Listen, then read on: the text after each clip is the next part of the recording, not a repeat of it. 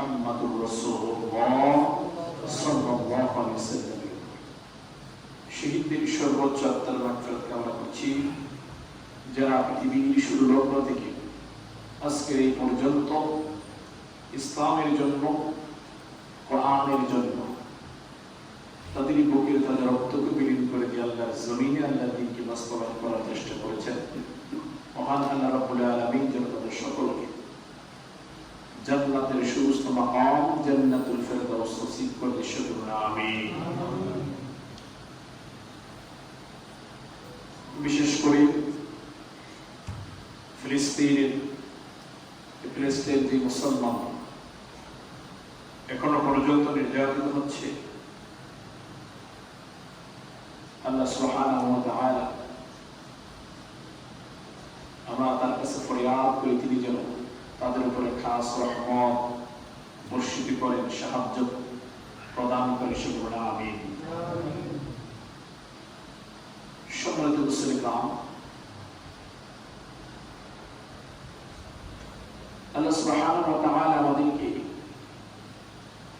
এই দুনিয়ার মধ্যে অস্থায়ী একটা সময় দিয়ে, টেম্পোরারি একটা সময় দিয়ে এই দুনিয়ার মধ্যে আমাদেরকে পাঠিয়েছেন।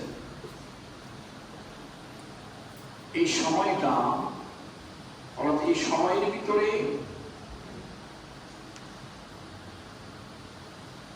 যারা আল্লাহ সুবহানাহু ওয়া তাআলা নিয়মগুলা পুঙ্খানুপুঙ্খানুরূপে পালন করে মৃত্যুর স্বাদ গ্রহণ করবে, আল্লাহ বলেছেন তাদের জন্য জান্নাত ফরজ করা হয়েছে। কথাগুলো বোঝার চেষ্টা করবেন। আল্লাহ আমাদেরকে প্রথমে চিন্তা করে আল্লাহ আমাদেরকে কেন পাঠিয়েছেন, কেন বানিয়েছিলেন, তার উদ্দেশ্য একটাই, বান্দাদেরকে দুনিয়াতে পাঠানো হবে। বান্দারা দুনিয়াতে গিয়ে আমার হুকুম ছাড়া একটা কাজও করবে না, এবং সেই কমিটমেন্ট আমরা আল্লাহর সামনে দিয়ে এসেছি।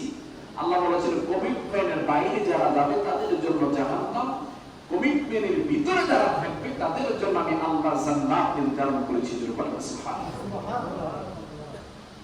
এখন আসেন আল্লাহর কমিটমেন্ট গুলো কি?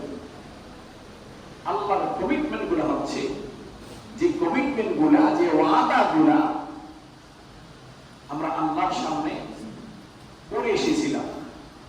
একটা হচ্ছে আল্লাহর হুকুম ছাড়া অন্য কোনো হুকুম মানা যাবে